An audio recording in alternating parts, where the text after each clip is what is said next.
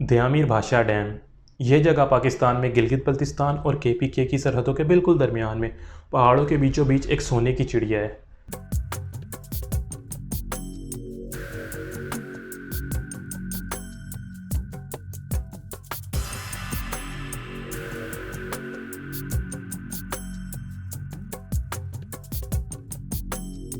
इसको गिलगित बल्तिस्तान वाली साइड से चिल्लास का इलाका दयामीर लगता है, जबकि केपीके वाली साइड से इसको कोहिस्तान का इलाका भाषा लगता है, जिसकी वजह से इसका नाम दयामीर भाषा डैम रखा गया।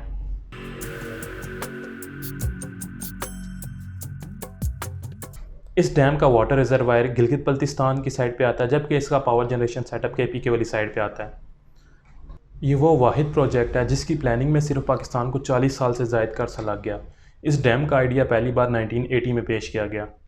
उसके 18 साल बाद तब के वज़ीर आज़म नवाज शरीफ साहब ने इसका पहली बार संग बुनियाद रखा। फिर 2005 में दूसरी बार मुशर्रफ दौर में उस वक्त के वज़ीर आज़म शौकत अज़ीज़ ने इसका दूसरी बार संग बुनियाद रखा, और फिर 2011 में तीसरी बार पीपल पार्टी के वज़ीर आज़म यूसुफ रज़ा गिलानी ने इसका तीसरी बार संग बुनियाद रखा। एक डैम 40 साल का अरसा गुजर गया, 3 हुकूमतों ने संग बुनियाद रखा, तीनों ने इसका क्रेडिट लिया, लेकिन असल में ग्राउंड में काम कितना हुआ था? ज़ीरो, बिल्कुल ज़ीरो। एक पत्थर भी इधर से उठाकर उधर नहीं रखा गया। और इस चीज़ में सबसे बड़े कसूरवार आप लोग होते हैं, क्योंकि इस डैम को बनाने में 8 से 10 साल का अरसा और एक ह्यूज इन्वेस्टमेंट चाहिए थी। किसी ने इतनी हिम्मत ही नहीं की कि इस काम को शुरू किया जाए, ताकि कहीं ऐसा ना हो कि आने वाला इसको मुकम्मल करे और फीता काट के सारा क्रेडिट खुद ले जाए। क्योंकि आप लोग ही तो 5 साल बाद पूछते हैं कि इन्होंने हमारे लिए किया क्या। किसी ने आज तक ये नहीं सोचा कि ये काम शुरू किसने कराया था, ये ख़त्म किसने कराया है, इस काम का आपको फ़ायदा क्या है, ये इससे नुकसान किसको है। पाकिस्तानियों का क्या रोना रूं, हमारी तो किस्मत ही ऐसी है। क्योंकि दुनिया में जहाँ भी ऐसा मेगा प्रोजेक्ट बनता है उसके लिए एक अच्छी खासी बड़ी रकम चाहिए होती है, और उस रकम का कुछ हिस्सा फ़ंड की सूरत में आता है, कुछ एड की सूरत में, और बाकी कुछ लोन लिया जाता है। लेकिन मैंने बताया ना, हमारी किस्मत ही ऐसी है कि हमें हमसाए ऐसे मिले। ऐसे नहीं, ऐसे। इंडिया ने पूरी दुनिया में ये शोर मचाना शुरू कर दिया कि गिलगित बल्तिस्तान पाकिस्तान का हिस्सा नहीं है, ये एक मुतनाज़ा जगह है, लिहाजा पाकिस्तान इधर डैम नहीं बना सकता। फिर उन्होंने ये कहना शुरू कर दिया कि ये जगह एक सेस्मिक जोन पे है, यानी कि इधर ज़लज़ले आने और लैंड स्लाइडिंग के चांस पहुंच जाते हैं। अगर इधर डैम बना तो इर्द गिर्द के इलाकों को इसका सबसे ज़्यादा नुकसान होगा, और इंडिया को भी इसका फिर नुकसान पहुँचेगा। इस चीज़ को देखते हुए जिस चीज़ ने पाकिस्तान को लोन देने का वादा किया था, सब ने इनकार कर दिया। पहले IMF ने मना कर दिया, फिर एशियन डेवलपमेंट बैंक ने मना कर दिया, रही सही कसर वर्ल्ड बैंक ने इनकार करके पूरी कर दी। बात सिर्फ यहीं तक नहीं रुकी, उसके बाद इंडिया ने इस इलाके में टेरर फंडिंग और टेरर फाइनेंसिंग शुरू कर दी, और फिर पाकिस्तानी फ़ौज ने बेशुमार कुर्बानियों के बाद, सालों की मेहनत के बाद इस इलाके को क्लियर कराया। इलाका तो क्लियर हो गया, अब डैम कैसे बने, पैसा कहाँ से आए?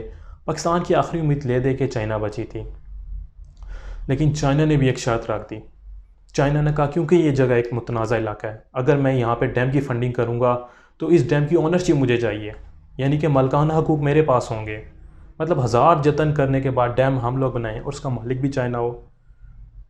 मतलब जगह हमारी, बर्तन हमारा, दूध हमारा, ज़रा सी जाग कोई लगाए और सारी की सारी दही उसकी। फिर कुछ अर्सा पहले पाकिस्तान के former chief justice Saqib Nisar साहब ने इस डैम के लिए एक फ़ंड कैंप किया, जिसे इमरान खान ने भी बाद में ज्वाइन किया। 2 साल का अरसा लगाने, कैंपेन्स करने, अवेयरनेस देने, डोनेशन मांगने के बाद, मिन्नतें करने के बाद टोटल फ़ंड कितना इकट्ठा हुआ? 12 अरब रुपये। और डैम बनाने के लिए हमें चाहिए कितने पैसे? 1500 अरब रुपये। कहाँ से आया इतना पैसा? अब तो कोई मौजज़ा ये डैम बना सकता है। इधर आकर प्राइम मिनिस्टर पाकिस्तान इमरान खान साहब ने पिछली 40 साल तारीख और अपनी 2 साल हुकूमत की तारीख का सबसे मुश्किल और सबसे बहादुर फैसला लिया। उन्होंने कहा चाहे कुछ भी हो जाए, ये डैम हम हर सूरत और हर कीमत बना कर रहेंगे, और इसे अपने ही पैसों से बनाएंगे। लेकिन एक सवाल ये आता है कि 1500 अरब रुपया आएगा कहाँ से? शायद खुद इमरान खान साहब को भी अभी तक नहीं पता कि इतना पैसा कहाँ से आएगा। लेकिन मैं एक बात ज़रूर जानता हूँ कि अल्लाह भी उस कौम की तकदीर तब बदलता है जब वो कौम अपनी तकदीर बदलने के लिए खुद कोशिश करे। किस्मत हमेशा बहादुरों का साथ देती है, और मौज़े हमेशा ईमान वालों के लिए होते हैं। फिर पिछले महीने मई में इस डैम का कॉन्ट्रैक्ट 2 कंपनियों को दे दिया गया। इसका 30% काम पाकिस्तान का FW करेगा, जबकि बाकी 70% काम चाइना का चाइना पावर करेगा। ये दोनों का एक जॉइंट वेंचर होगा, ये दोनों डैम की कंस्ट्रक्शन करेंगे। इंशाल्लाह ये डैम कंप्लीट होने के बाद एक इंजीनियरिंग का शाहकार होगा। ये पाकिस्तान का सबसे बड़ा डैम होगा, जिसकी कंक्रीट वॉल की हाइट 272 मीटर बुलंद होगी, और इसका शुमार दुनिया के चंद बड़े डैमों में भी होगा। इस डैम के 14 स्पिलवे गेट्स होंगे। इस डैम में पानी स्टोर करके हम इंडस रिवर से आने वाले सैलाब और उसके नुकसानात से भी बच सकते हैं। इस डैम के दोनों तरफ अंडरग्राउंड पावर हाउस यूनिट्स होंगे जो बिजली पैदा करेंगे और इन दोनों में टोटल 6 टर्बो जनरेटर्स होंगे। ये डैम टोटल 4,500 मेगावाट बिजली पैदा करेगा। इस डैम से 8.5 अरब एकड़ फीट के रकबे को काश के काबिल बनाया जा सकेगा और इस डैम से हमें साफ़ पीने का पानी मिल सकेगा। इस डैम के डाइवर्जन सिस्टम के लिए 2 ह्यूज टनल्स और एक कैनाल भी बनाई जाएगी। ये तरबेला डैम की लाइफ में मज़ीद 35 साल ऐड कर देगा। इसका water reservoir 10 billion cubic metre पानी स्टोर कर सकेगा, जो कि पाकिस्तान की वाटर स्टोरेज कैपेसिटी जो अभी 30 डेज़ की है उसको बढ़ाकर 48 डेज़ तक ले जाएगा। इस डैम के दोनों तरफ बड़े पैमाने पर दरख्त उगाए जाएंगे जिससे मौसमियाती तब्दीलियों से बचा जाएगा। ये डैम उधर की आवाम और बाकी पाकिस्तान के लिए 16,500 शॉर्ट टर्म और long term job opportunities create करेगा। ये डैम पाकिस्तान की इकॉनमी को एक बहुत बड़ा बूस्ट देगा।